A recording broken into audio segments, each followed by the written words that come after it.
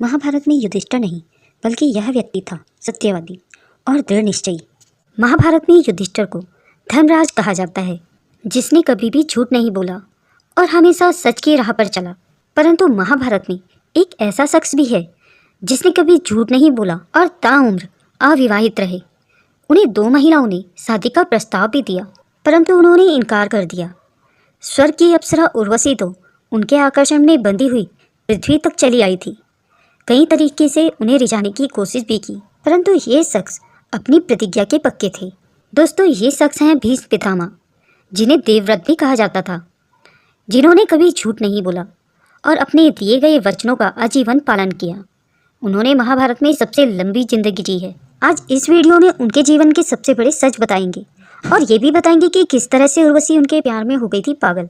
देवव्रत ने अपने पिता शांतनु की इच्छा पूर्ति के लिए और उन्हें प्रसन्न करने के लिए आजीवन ब्रह्मचर्य का व्रत लिया, राजगद्दी छोड़ दी। उनकी इस महान प्रतिज्ञा के कारण उन्हें भीष्म की उपाधि भी मिली।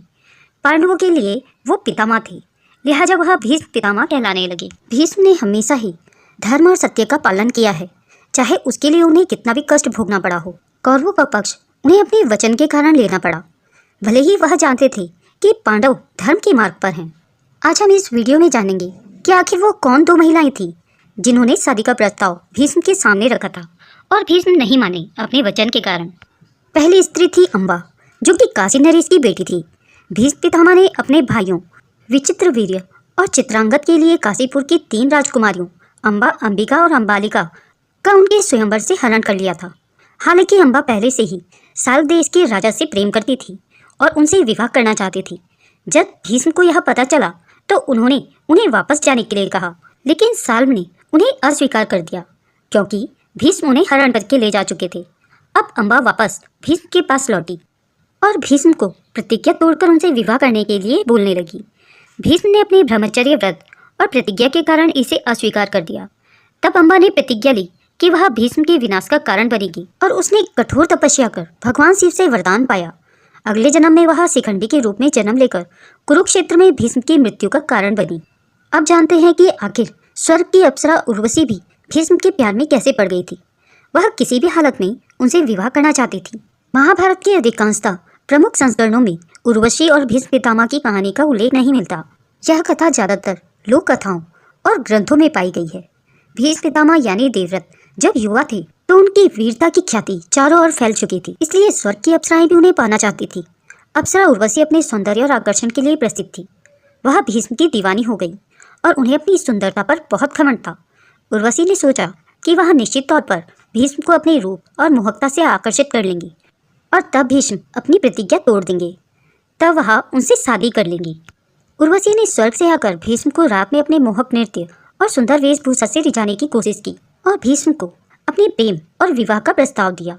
भीष्म पितामह ने उर्वशी के प्रस्ताव को विनम्रता से ठुकरा दिया। उन्होंने कहा कि उन्होंने आजीवन ब्रह्मचर्य व्रत का पालन किया है और यही करेंगे, लिहाजा उनके जीवन में किसी भी स्त्री के लिए शारीरिक और मानसिक तौर पर कोई भी जगह नहीं है। उर्वशी ने उन्हें हर तरह से समझाने की कोशिश की, लेकिन भीष्म अडिग रहे। तब उर्वशी समझ गई कि वह भीष्म को ना तो रिझा पाएंगी और ना ही चरित्र से डिगा पाएंगी। बहुत कोशिश करने के बाद भी जब उर्वशी उन्हें रिझा नहीं पाई तो वह वापस लौट गई। भीष्म ने हमेशा सच बोला है और अपने धर्म के पथ पर रहे।